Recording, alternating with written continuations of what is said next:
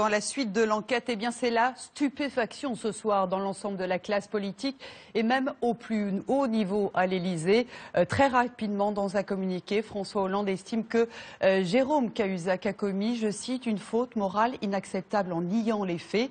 Un peu plus tard, de façon très solennelle, Jean-Marc Ayrault a condamné aussi sans détour le mensonge de son ancien ministre du Budget.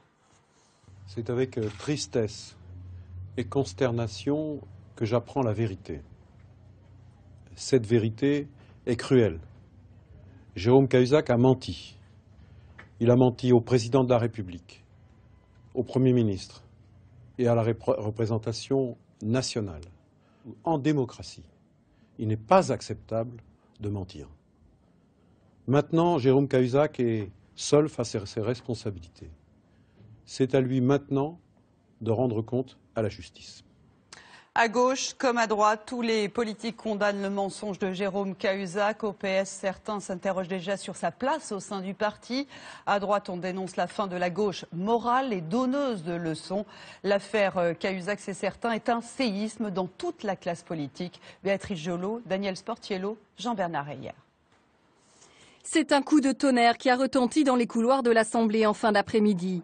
Jérôme Cahuzac vient d'avouer et c'est toute la gauche qui est consternée.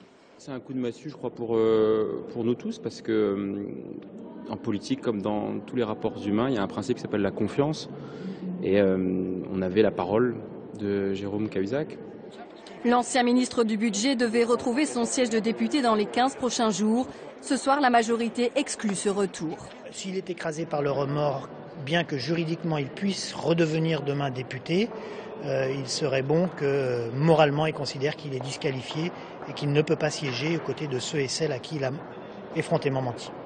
La droite ne se réjouit pas pour autant, mais pas question de minimiser la faute de Jérôme Cahuzac.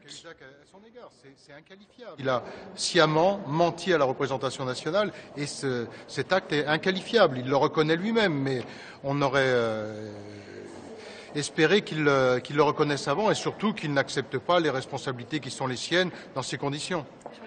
Certains dans l'opposition vont même plus loin et demandent des comptes au président et au Premier ministre. Il reste même des doutes.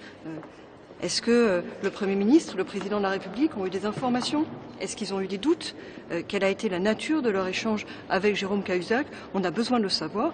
Et moi, je demande que le Premier ministre vienne s'exprimer devant la représentation nationale. Je crois qu'il faut qu'il vienne clarifier les choses, éclaircir les choses, répondre à ces questions qui aujourd'hui sont lancinantes. L'affaire Cahuzac semble devenir une affaire d'État. Le Premier ministre devrait être largement interrogé demain lors des questions au gouvernement.